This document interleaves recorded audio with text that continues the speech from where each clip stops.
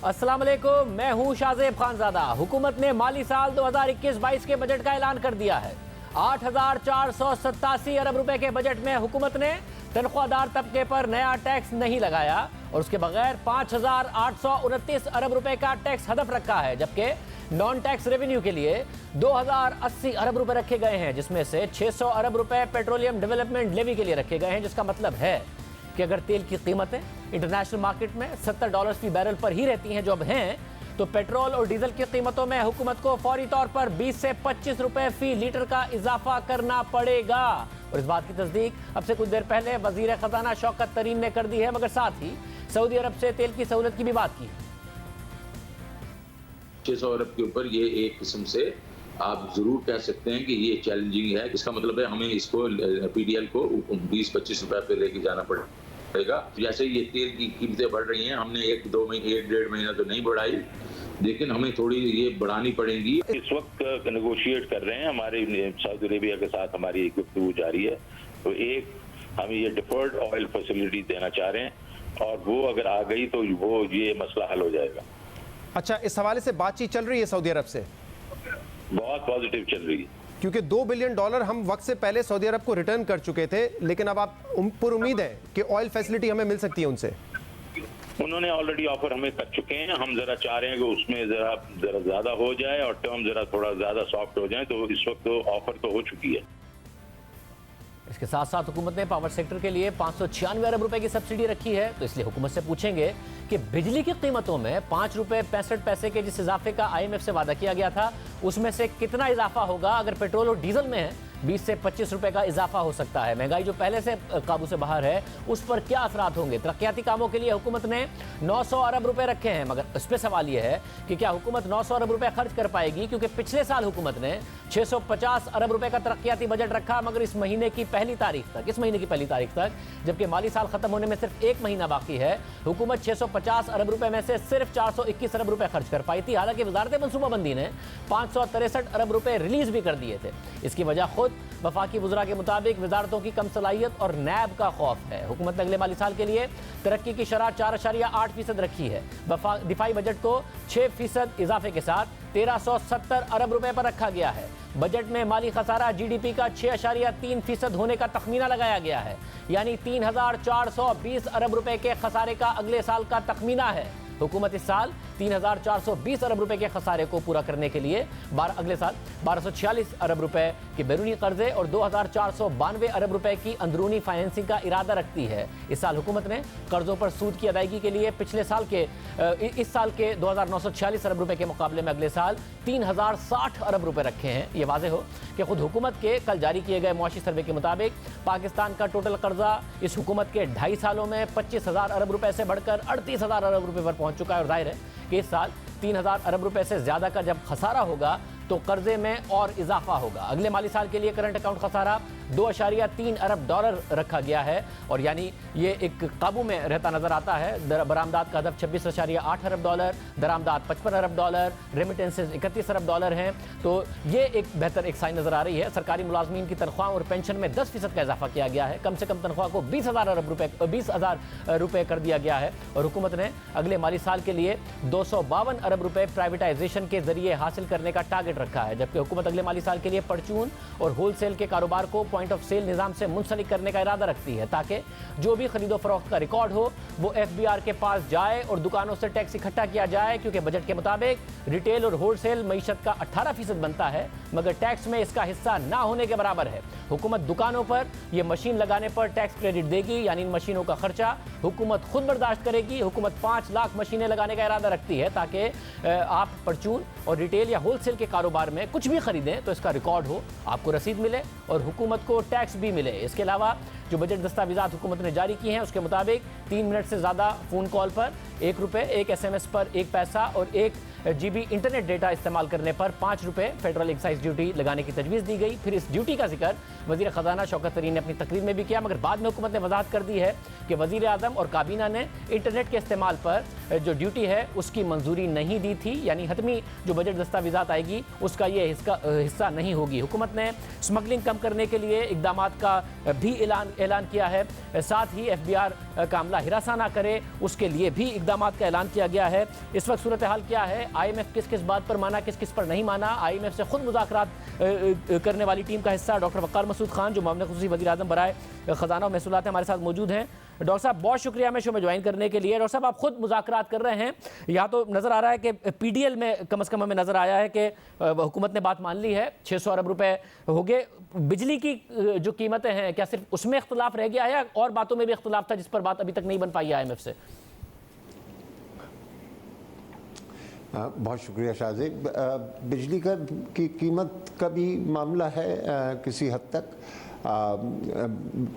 इसके अलावा जो हमने टैक्स में इजाफे के ज़राए तलाश किए हैं उसमें भी उनको कलाम था और वो चाह रहे हैं जो उन्होंने पहले तजवीज़ किए थे इक़दामात और जिस पर इत्तफ़ाक़ हुआ था उसी पर कायम रहा जाए। और हमारी उनसे गुजारिश है कि देखिए हमारी नज़रें तो असल हदफ पे होनी चाहिए और ये तो जुज़ियात हैं कि किस तरीके से हम वहाँ पहुँच रहे हैं, तो उन्हें इस पे उनके एतराज़ तो मैं नहीं कहूँगा, लेकिन मतलब बातचीत होनी थी जिससे हम उनको मुतमईन कर सकें कि हमारे मुजव्वज़ा तरीक़ाकार में, जिसमें तकरीबन 240 अरब रुपए के हमारे इन्फोर्समेंट के इक़दामात में थे, जिसमें से आपने कुछ बातें बता भी दी, POS से भी मुताल्लिक़ और स्मगलिंग से भी मुताल्लिक़, और वो ये चाह रहे थे कि जो 260 पॉलिसी मेजर्स हैं इन्हीं को जो है आप मज़ीद बढ़ाइए। तो वो अगर हमारे पास वक्त होता तो बैठकर हम और उनको इस बात पर इत्मीनान भी दिला लेते और मुतमईन भी कर लेते कि जनाब जो हमने सोच समझ के ये स्कीम तैयार की है और POS की जो सलाहियत है और जिस हद तक वो टैक्स में कंट्रीब्यूट कर सकता है उसका शायद उन्हें सही से अंदाज़ा नहीं है, इस बात को भी कर लेते। फिर ये जो बिजली के मामले में थोड़ा सा मैं आपसे कहूँगा कि बिजली के मामले में तजवीज़ ये थी कि 4 रुपये बढ़ाए जाएँ, जिसमें से 1.95 1.90 पहले बढ़ गए थे और 1.90 मज़ीद करने थे। और हमने गुजारिश की थी कि इसको फ़िलहाल मौखर कर दिया जाए क्योंकि इसका जो आवाम के ऊपर बहुत असर पड़ा है। पहली जो हमने इंक्रीज़ की है, अब तक हम प्रोग्राम के अंदर रहते हुए 40% तक जो है बिजली में इजाफा कर चुके हैं और हम उनके सामने ये दलील रख रहे थे कि टैरिफ बढ़ाना जो है इस शोबे की जो सेहत है उसकी बहाली का सही हल नहीं है। यकीनन जहां ज़रूरत होगी उसको भी हम करेंगे, लेकिन इसमें हमने कहा था कि जी हम आपको बड़े मज़बूत मुतबादिल इक़दामात दे रहे हैं जिससे इस बात की ज़मानत देते हैं कि जो असल हदफ है कि सर्कुलर डेट में इजाफा ना हो उसकी हम ज़मानत देते हैं, और अगर उसमें कमी होगी तो यकीनन हम उतना सर्कुलर डेट जो है फौरी तौर पे बजट में लेकर उसकी अदायगी करेंगे और अपना जो हदफ है फिस्कल डेफिसिट का उस पर भी कायम रहेंगे। तो ये बातें होनी थी। देखिए उनके पास जो है हमारी उनसे बातचीत जारी रहेगी। हमने ये वक्फ़ा लिया है क्योंकि वो 6-7 जुलाई की जो इस वक्त उनके जहन में बोर्ड की डेट थी उसकी तैयारी का वक्त नहीं था और हम भी यहाँ पर निस्बतन ज़्यादा उलझे हुए थे। नई टीम आई है फाइनेंस में भी और सब क्योंकि आपका ज़ाहिर तजर्बा है, चाहे वो खजाना भी नए हैं। बिल्कुल ठीक है, आपका ज़ाहिर तजर्बा है IMF से डील करने के हवाले से भी और फाइनेंस के मामलों को भी आप जानते हैं। एक लैक ऑफ ट्रस्ट हमें नज़र आ रहा है IMF की तरफ से, क्योंकि ज़ाहिर 2-3 साल में जो कमिटमेंट्स चाहे रेवेन्यू की गई थी वो नहीं पूरी हो सकी, या फिर जो कहा गया था कि जी हम सर्कुलर डेट ख़त्म कर देंगे मगर वो भी टारगेट नहीं पूरा हो सका, इसलिए वो रेवेन्यू मेजर्स की बात करते हैं कि जी आप बिजली की कीमतों में इजाफा। ये आपको लग रहा है कि सेटलमेंट हो जाएगी क्योंकि पाकिस्तान बजट अनाउंस कर दे, असेंबली से पास कर दे, तो इसका फिर क्या होगा अगर वो नहीं मानते, उनका बोर्ड नहीं मानता, तो पाकिस्तान IMF का प्रोग्राम कैसे जारी रखेगा? देखिए मैंने जैसे अर्ज़ किया कि अगर हमारे पास ज़्यादा वक्त होता तो हम किसी नतीजे पर पहुंच जाते। अभी भी ये इस प्रोग्राम के अंदर आपके इल्म में है, जब कोविड नहीं भी आया था तो दूसरा रिव्यू जो है वो मुकम्मल नहीं कर सके थे, हत्ता कि कोविड आ गया तो तीसरा, चौथा और पांचवा भी जो है, तो ये एक साथ उनको मुकम्मल करने पड़े। और लिहाजा एक तारीख़ है, ये देखें मुश्किल प्रोग्राम है, इसमें सख्त फैसले किए गए हैं और लिहाजा हम उनसे जो है, हमारे और उनके दरमियान में कोई इख्तिलाफ नहीं है कि प्रोग्राम जारी रहना चाहिए। और हम पुरुम्मीद हैं कि जब हम अब दोबारा मिलेंगे तो एंड जून के भी नताइज होंगे और शायद जो है ये इससे ज़्यादा जो हमने इन्हीं जुलाई अगस्त के भी नंबर्स जो हैं हमारे पास हों जब हम उनसे बात कर रहे हों, ताकि हम सितंबर की डेट को टारगेट कर सकें। और डॉक्टर साहब मुझे है, हो सकता है इसमें थोड़ी बहुत और ताख़ीर हो जाए। डॉक्टर साहब मुझे बजट के हवाले से ये बताइएगा कि 2 साल ऐसा हुआ, पहले साल भी जो डेफिसिट का टारगेट था वो नहीं मीट हो सका, 9% से ऊपर चला गया। दूसरे साल ज़ाहिर कोरोना भी आ गया, दूसरे मामला थे, 8% से ऊपर चला गया। इस साल जो 6.3% का टारगेट रख रहे हैं उसमें 5,800 अरब रुपए का रेवेन्यू है, क्या ये मुकम्मल हो जाएगा या फिर कम से कम इसमें 100-200 अरब रुपए का शॉर्टफॉल होगा? आप जो प्रोविंसेस से एक्सपेक्ट कर रहे हैं कि सरप्लस होगा उसमें कुछ शॉर्टफॉल होगा, और जो प्राइवेटाइजेशन प्रोसीड्स हैं 250 अरब रुपए की, क्योंकि अब इस हुकूमत ने नहीं कर पाई है इन हालात में कर, तो ये कोई 600-700 अरब रुपए का डिफरेंस आएगा और आप खसारा शायद अगले साल भी 7% से ऊपर ही होगा। देखिए इस वक्त तो हमने इसका हदफ रखा है 6.3 मजमूई, और जो असल में तो ये प्रोग्राम जो है प्राइमरी डेफिसिट को देख रहा है। प्राइमरी डेफिसिट 3.8 से हमने शुरू किया था शहबाज साहब, और वो शाहजेब साहब, और वो इस साल 1.1 पे ख़त्म हो रहा है और हमने बजट में रखा है 0.6। मैं बताऊं दुनिया के पर्दे पर इन कोविड के दिनों में, और ख़ुसूसन वो ममालिक जो IMF के साथ काम कर रहे हैं, उनमें पाकिस्तान ने सबसे ज़्यादा फिस्कल एडजस्टमेंट किया है। और अभी भी हम तैयार हैं, और जैसा कि बजट के अंदर हम रख रहे हैं कि वो 0.6 का जो है डेफिसिट होगा, और हम अगर एडजस्टर्स लगा लें तो ये प्लस 0.1 जो है वो प्राइमरी डेफिसिट होगा। तो यानी एक तो कम से कम बजट हमने इन बुनियादों पे बनाया है। आप देखें, आज अगर कोई समझे कि मैं बजट बना रहा हूं और मेरे मिसाल के तौर पे 571 अरब रुपए का सरप्लस रखा है सूबों का, वो हासिल नहीं होगा, तो यकीनन ये तो मतलब यानी कि कोई दयानत की बात नहीं होगी। हमने तो तमाम सूबों के साथ बैठकर रज़ाकाराना तौर पर उन्होंने IMF के सामने 571 के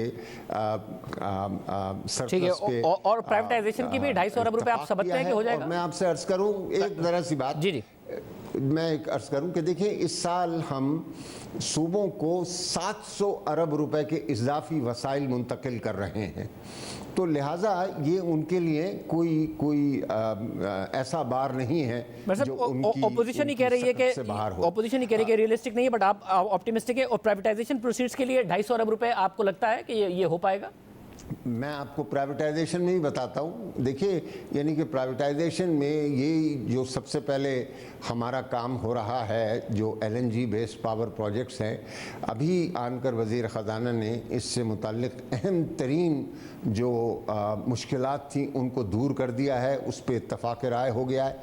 एक मसला अभी भी बाकी है और वो ये कि क्योंकि LNG कतर के साथ जुड़ी हुई है और उसको बहरहाल टेक एंड पे की बुनियाद पर है, जबकि हमने कोशिश की है कि ये इससे जो इसका 32 के अंदर इसका 60% का गारंटी थी उसको कम करके 23 पे लेकर आ जाएं, तो ये जो गैप आएगा दो साइड्स पे, इसके मुतालिक एक छोटी सी सब कमेटी जो है वो कर रही है, लेकिन ये बहुत फास्ट ट्रैक पे चल रहा है और इसी वजह से इसको डाला है। और मैं आपसे ये अर्ज़ करूं कि ये प्राइवेटाइजेशन ऐसा होगा जिसके अंदर खुद गवर्नमेंट की एक इदारे के पास इसकी ओनरशिप है और वो पैसे जो हैं वो हमारे नॉन टैक्स रेवेन्यू की हैसियत से हमारे पास। बहुत शुक्रिया वकार मसूद साहब हमारे साथ मौजूद थे। अपोजिशन इस पर क्या समझती है हम बात करेंगे साबिक वज़ीर ख़ज़ाना मिफ्ताह इस्माइल साहब से एक ब्रेक के बाद।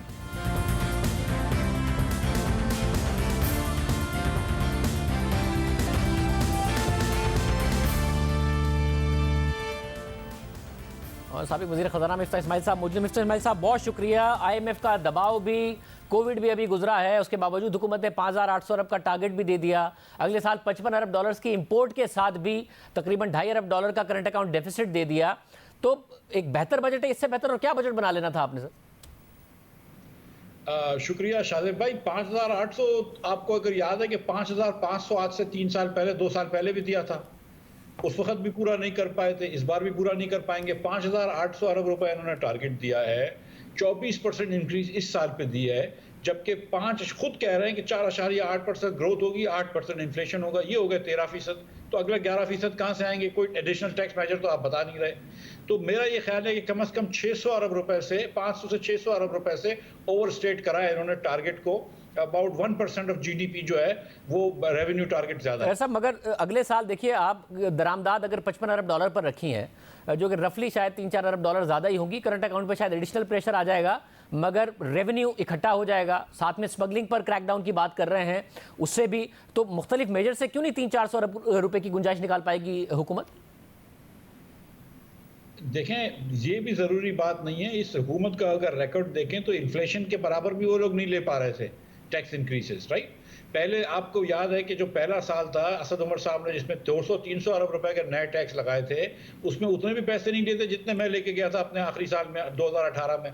फिर अगले साल आए 700 अरब रुपए के नए मेजर लगाए, और उसके बाद भी हमसे कोई 40 अरब रुपए ज़्यादा लिए इन्होंने 2 साल पहले के।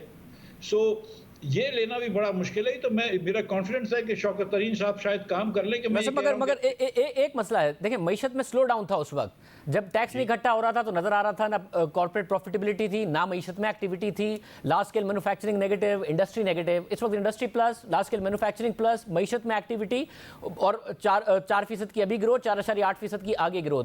जिस टाइम की आप बात कर रहे हैं उस वक्त एक दफा 1.9, दूसरी दफा नेगेटिव। तो ये दूसरे फैक्टर्स भी तो हैं जो कॉन्ट्रीब्यूट करेंगे।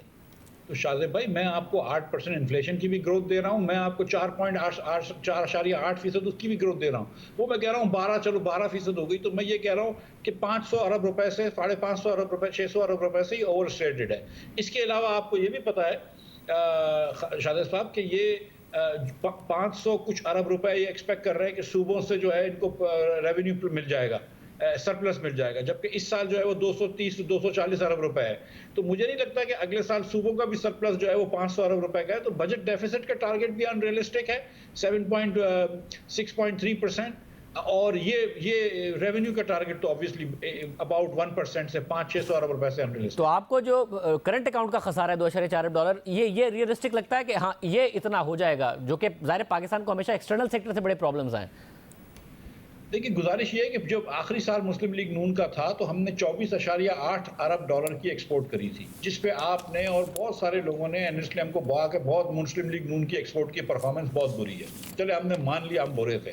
24.8 बिलियन डॉलर्स पे इन्होंने 35% डॉलर डिवैल्यू कर दिया। मतलब ये कि 35% पाकिस्तान पे सेल लगा दिया, और 3 साल तक हमारे बराबर नहीं आ पाए। पहले साल 500 मिलियन डॉलर कम किया, दूसरे साल 2 बिलियन डॉलर कम किया, और इस साल भी शायद बराबर आ जाएंगे, 1% भी नहीं बढ़ा सकेंगे टोटल।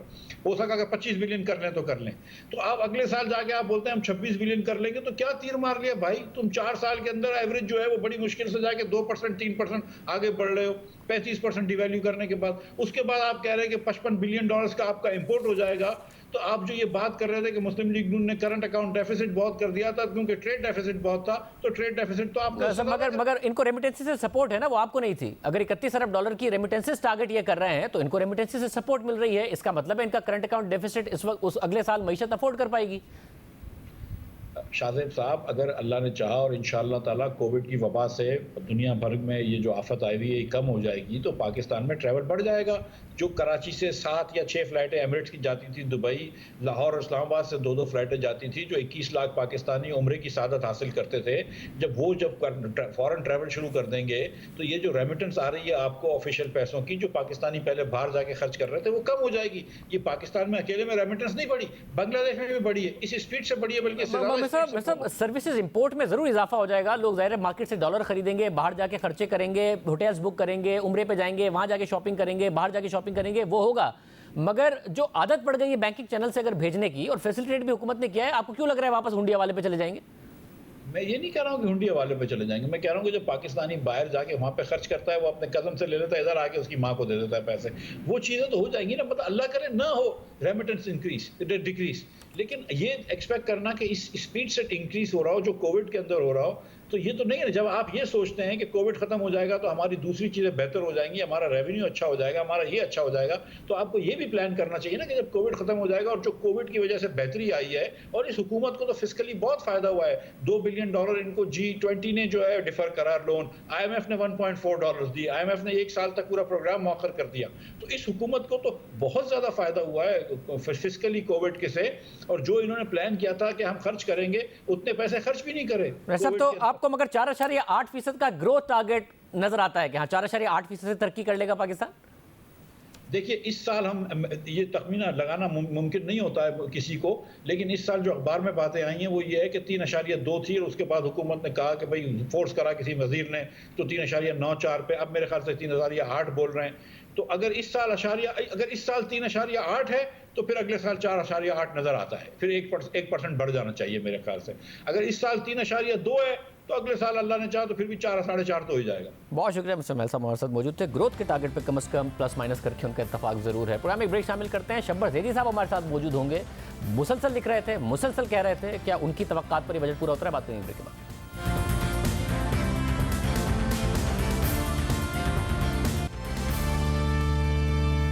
प्रोग्राम में दोबारा खुशामदीद नाजरीन। हुकूमत ने अपना टारगेट दे दिया है, क्या मुमकिन हो पाएगा? और क्या वाकई हुकूमत ने इस दफ़ा कुछ टैक्स रिफॉर्म्स किए हैं ताकि टैक्स बेस को बढ़ाया जा सके और 5,800 अरब रुपए क्या इकट्ठे हो पाएंगे? साबिक चेयरमैन FBR शब्बर ज़ैदी साहब हमारे साथ मौजूद हैं। साहब बहुत शुक्रिया। जैसा आप मुसलसल लिख रहे थे कि जी टैक्स रिफॉर्म करें, इसको डाइवर्सिफाई करें। अब जो 5,800 अरब रुपए है, इसमें आपको लग रहा है कि ऐसे इकदाम हैं जो टैक्स बेस को बढ़ाएंगे और ये मुमकिन भी है?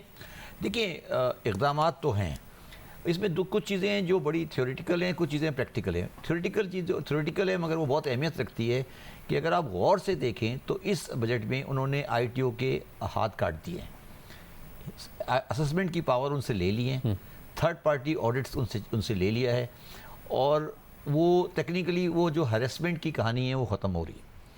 अब क्या उसकी वजह से कोई टैक्स बेस में इंक्रीज़ आएगा? वो एक लंबा काम है और उसमें टाइम लगेगा। दूसरी बात ये है कि जो रेट अगर आप देखें कि SME का रेट लेकर आए वो ज़रा, तो मुझे कोई जो रिफॉर्म का प्रोसेस है उसका इमीडिएट रिजल्ट कैश में नज़र आता हुआ 2021-22 में नज़र नहीं आ रहा। तो हमारा 21-22 का जो इंक्रीमेंट आएगा वो उन्हीं वजह से आएगा जो मैंने आपसे पहले कहे थे कि इंपोर्ट में इंक्रीज़ होगी या विद होल्डिंग से कलेक्शन में हमारी इंक्रीज़ होगी। देखिए ना, आप ये कह रहे हो कि 4,600 से आप 5,800 पे आओगे, तो तकरीबन 1,200 बिलियन का आप इंक्रीज़ लेके आ रहे हो ना जी। 1,200 बिलियन के इंक्रीज़ में मेरे हिसाब से contribution of the import will be 500 billion. 500 billion का एक्स्ट्रा होगा। 55 अरब डॉलर की इंपोर्ट पे आप कह रहे हैं? नहीं, 500 बिलियन एडिशनल इंपोर्ट से आएगा। जी जी, मैं वही कह रहा हूँ कि 500 अरब रुपए का एडिशनल कंट्रिब्यूशन सिर्फ इससे आ जाएगा। इससे आ जाएगा जी। 55 अरब डॉलर की इंपोर्ट, 55 डॉलर की 55 की पहले हमें डिसाइड करना पड़ेगा कि 21 में कितनी इंपोर्ट है और 22 में कितनी होगी। मेरे हिसाब से 22 में हम उन्होंने प्रोजेक्ट तो 55 किया है, मगर मेरे हिसाब से 60 के आसपास हम टच करेंगे, 60 से कम पे नहीं। अगर हम 60 को टच करेंगे तो हुकूमत शायद टैक्स का टारगेट तो पूरा कर जाएगी, बट करंट अकाउंट का जो खसारा 2.3 अरब डॉलर रखा है वो फिर देखिए 6-7 अरब डॉलर। गवर्नमेंट ने एक बहुत अच्छा काम किया है जो आपने देखा हो। गवर्नमेंट ने पहली दफ़ा पाकिस्तान ने बहुत अरसे बाद एक्सपोर्ट ऑफ सर्विसेज को सही किया है। पाकिस्तान एक अजीब गरीब मुल्क था जहाँ एक्सपोर्ट ऑफ गुड्स तो सब कुछ टैक्स था, मगर एक्सपोर्ट ऑफ सर्विसेज को हमने बिल्कुल छोड़ा हुआ था। गवर्नमेंट ने एक्सपोर्ट ऑफ सर्विसेज को बिल्कुल आज़ाद कर दिया और उन्होंने कहा कि पैसे एक्सपोर्ट को। तो मुझे ये लगता है कि पाकिस्तान का करंट अकाउंट बैलेंस अब गैर रवायती तरीक़ों से सही होगा, जिसमें एक्सपोर्ट का बैलेंसेस भी है। मगर जो मैंने कल भी अपने एक आर्टिकल में लिखा था कि हमारा इस वक्त बुनियादी मसला ये है कि हमारे करंट अकाउंट के बैलेंस का कंप्लीट रिलायंस रेमिटेंस पर हो गया है और पाकिस्तान की पूरी मईशत रेमिटेंस के अमाउंट्स के ऊपर अगले साल भी कोई 30 अरब डॉलर का रेमिटेंसेस है, 26.8 अरब डॉलर की एक्सपोर्ट्स है, यानी कि रेमिटेंसेस तकरीबन 5 अरब डॉलर ज़्यादा है और 31 बिलियन डॉलर की हम रेमिटेंस के ऊपर अपना बजट कर रहे हैं। यही बात है ना। तो पाकिस्तान की अब हमारा अगर आप मुझे कहें कि आप क्या सजेस्ट करेंगे, मैं गवर्नमेंट को ये सजेस्ट करूँगा कि अब अपना टाइम लगाए कि इंपोर्ट सब्स्टिट्यूशन करें। साथ में मुझे ये भी बताइएगा कि आप एक और चीज़ का कहते रहे कि जी पाकिस्तान में जो ये सेक्टर है रिटेल का, होलसेल का, वो नहीं है टैक्स नेट में। उसमें जो पॉइंट ऑफ सेल के लिए कह रहे हैं कि जी 5 लाख मशीनें टैक्स का क्रेडिट देंगे, यानी कि जो जिम्मेदारी है पैसा का है वो हुकूमत अपने ऊपर लेगी। उससे आपको लगता है 30 लाख कोई दुकानें और ये रिटेल का पूरा सेक्टर है जिसमें 10% भी नहीं है, और हुकूमत कह रही है कि 18% मईशत में कॉन्ट्रीब्यूट करता है और तकरीबन नेग्लिजिबल अमाउंट कॉन्ट्रीब्यूट करता है। ये तो मेरा मेन सब्जेक्ट रहा है और यही मेरा पॉइंट ऑफ व्यू है। ये जो सब्जेक्ट है पॉइंट ऑफ सेल पे आप रिकवरी नहीं ला सकते। Point of sale is one of the mode. आपको, मैं आपसे सवाल करता हूं, क्या आप फैसलाबाद की सुतर मंडी में पॉइंट ऑफ सेल लगा सकते हैं? सवाल ये है, क्या आप कराची की जुड़िया बाजार में पॉइंट ऑफ सेल लगा सकते हैं?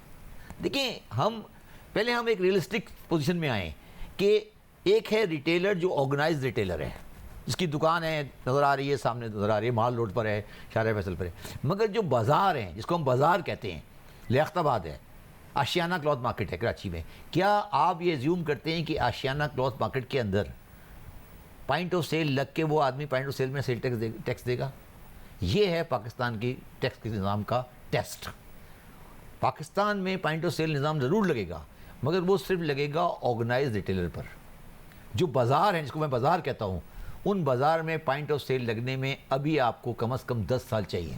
आज की बजट स्पीच का एक ही जुमला जो है ना, वो काफ़ी है पाकिस्तान की सब चीज़ को सही करने के लिए।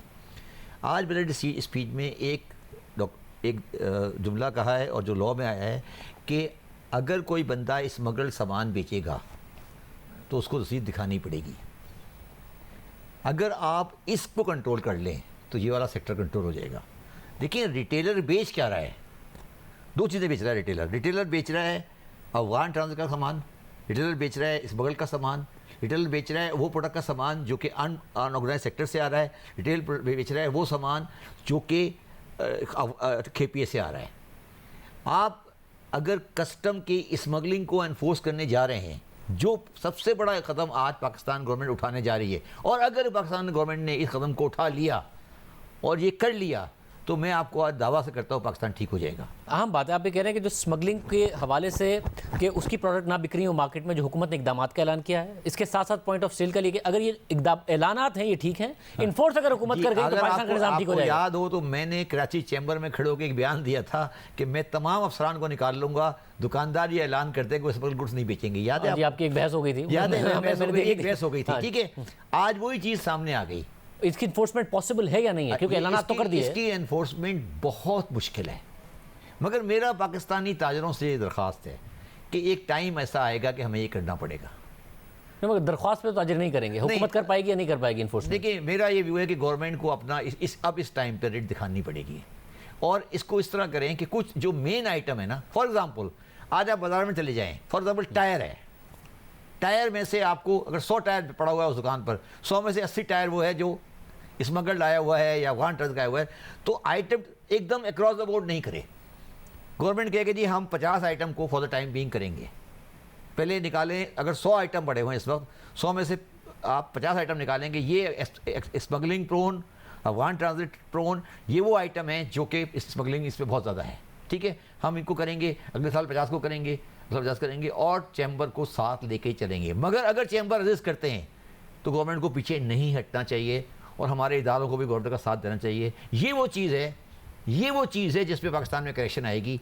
आप POS के थ्रू नहीं कर सकते, आप उसकी सप्लाई साइड को सही करें कि जहाँ से वो सामान लेके बेच रहा है, वो जो सामान लेके बेच रहा है वो वहाँ फंसा हुआ है, क्योंकि उसको सामान नहीं मिलता है असली वाला, तो ये एक लंबा ट्रैप है। और मगर गवर्नमेंट ने, अगर आप देखें तो आज ये जो कदम उठाया है कि हम हर स्मगल गुड्स का रसीद मांगेंगे, ये एक बहुत बड़ा कदम है।